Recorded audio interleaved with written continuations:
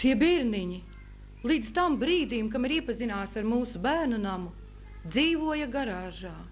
Jūs saprotiet, dzīvot garāžā, kur nav ne siltā ūdens, nekādas labierīcības, tas ir neaprakstāmi.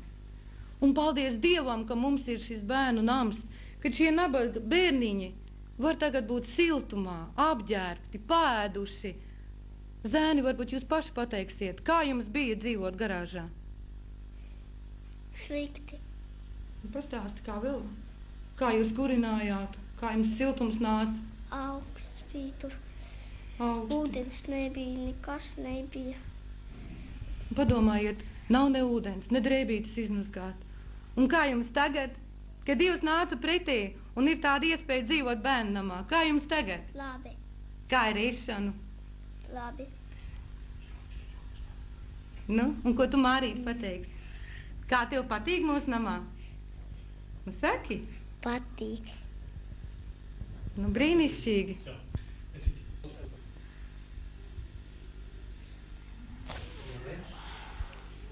Šie bērniņi, kurus jūs redzat, ir tagad mūsu bērnu nama audzēkņi. Bet pavisam nesen viņi dzīvoja garāžā. Garāžā, kur stāv automobīļi. Variet iedomāties, kādos apstākļos viņi dzīvoja. Ne siltā ūdens, ne apkure, augstumā. Un paldies Dievam, kad ir šis bērnu nams, kurā tagad viņi ir aprūpēti, kurā tagad viņi var ēst 4 reizes dienā.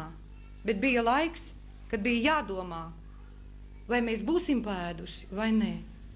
Kā jums, zēni, paši pasakiet? Kā jums bija dzīvojot garāžā? Ļoti, ļoti slikti. Pasaka, ūdens nebija. Ūdens nebija, nekas nebija, nevarēja kurināt, tur nebija plītis. Grūti bija. Grūti bija dzīvot,